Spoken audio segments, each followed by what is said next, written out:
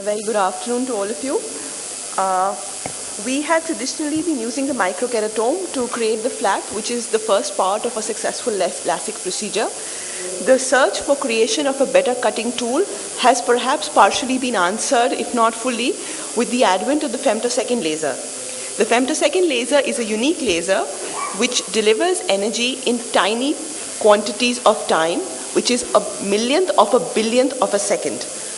It is a near-infrared laser which uses a very small pulse of laser energy which is brought to a precise focus in the area that it needs to cut, which in this case is the cornea. This focusing is as precise as a couple of microns. Once the pulse is focused in the cornea, it works by the principle of photodisruption. That is, the laser energy causes the vaporization of the tissue and creates a gaseous bubble. As this gaseous bubble expands, it creates a cleavage plane. As you stack the laser pulses in any orientation, you get the cut of the desired geometry. Stacking the laser pulses horizontally will give you the cut of the flap, and vertical stacking will give you the side cut. So just to show you a brief animation, at present we are using the VisuMax femtosecond laser from the Zeiss.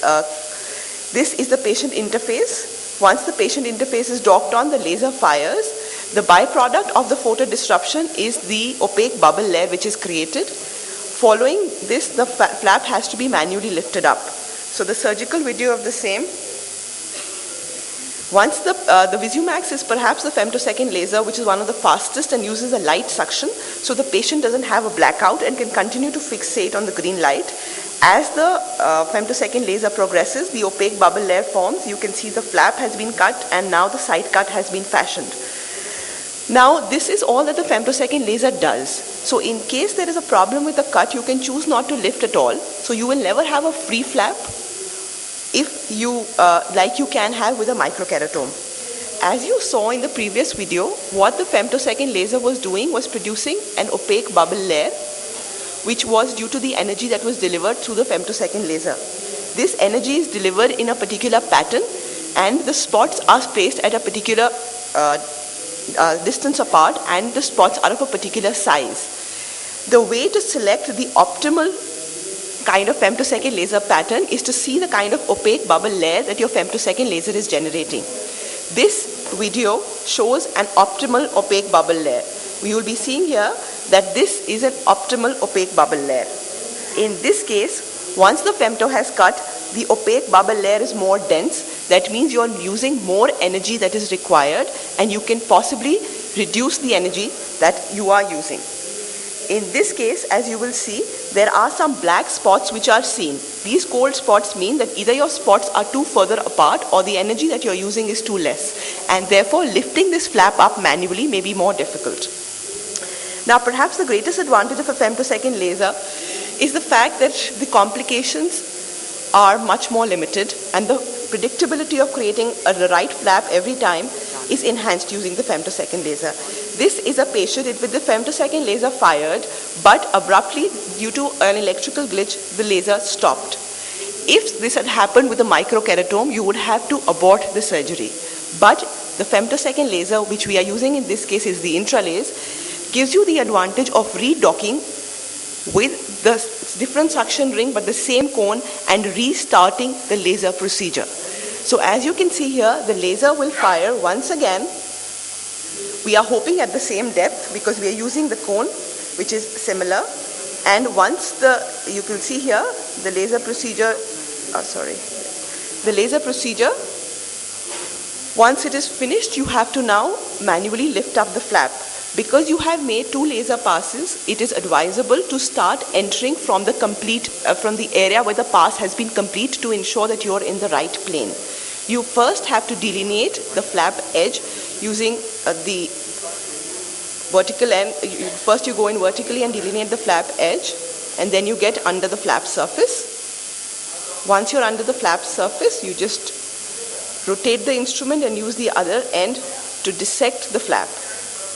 As you can see again, we are dissecting it more towards the distal end where the complete pass has been made.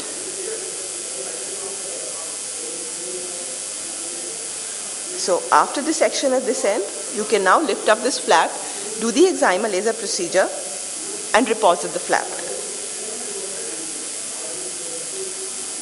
Now, perhaps something that you should keep note of when you're using a femtosecond laser is the fact that this laser needs a clear media. So in cases of corneal opacity, you either target the femtosecond laser to be deeper than the corneal opacity, but if you have a small haze, like we had in this case, the femtosecond laser pattern was disrupted due to the corneal opacity, and there is a flap tear which you will notice in the periphery. It was in this area that there was a slight nebular haze and the laser did not penetrate it. Therefore, in an attempt to lift the flap, this uncut area led to a flap tear. If this tear is in the center and there is a residual amount of stroma which is left behind on the center, then ablation may be difficult. However, because the central area in this case, as you can see after lifting it, was clear. You can see this is the residual area of the flap which has been uncut. The central area is clear, so you are free to laser it. So you laser it, put the flap back on, and for the safety of the patient and the flap, we put in a bandage contact lens in this case. This is another patient in which we had an inadvertent entrapment of the cilia. As you can see, there is a cilia which has been entrapped between the patient interface, and when the laser pattern fires, the area under the cilia remains uncut because that is an opaque barrier and the femtosecond laser cannot penetrate beyond that. So ideally, you should not try and lift this flap because it has a central area which is not cut. If you don't lift this flap, you will not have any problem. You can always recut the flap using the femtosecond laser. But let's see what happens when you do try and lift this flap. You have a tear right in the center. Okay. Now, as we're lifting this flap, you will see that there is a tear which runs right across the flap. Fortunately, the stromal bed is absolutely smooth and regular, so you can perform the laser ablation in this patient. Now, when you try and reposit the flap again, you will see the cutting across the center of the flap. In this case, we try to apposite as much as possible and place a bandage contact lens. Fortunately for us, this patient did very well. All in all, the femtosecond laser perhaps offers a more predictable and a more customizable flap than a microkeratome flap. It offers a planar flap and the opportunity to make a thinner flap. The earlier studies, of course, say that there is no significant difference in the visual outcome. But if you review these studies, they are with the initial prototype of the femtosecond laser, wherein the opaque bubble layer was much more, which was contributing to DLK and transient light sensitivity.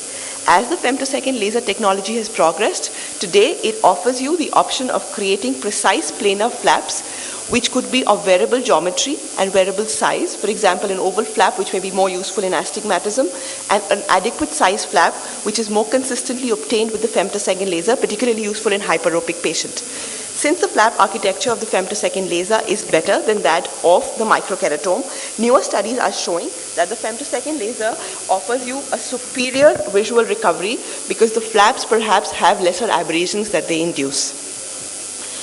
However, as we will see in the next talk, a flap is still a flap, and perhaps the biggest promise that the femtosecond laser does bring about is a flapless surgery or the relaxed smile, which I think the next talk will cover. Thank you for your attention.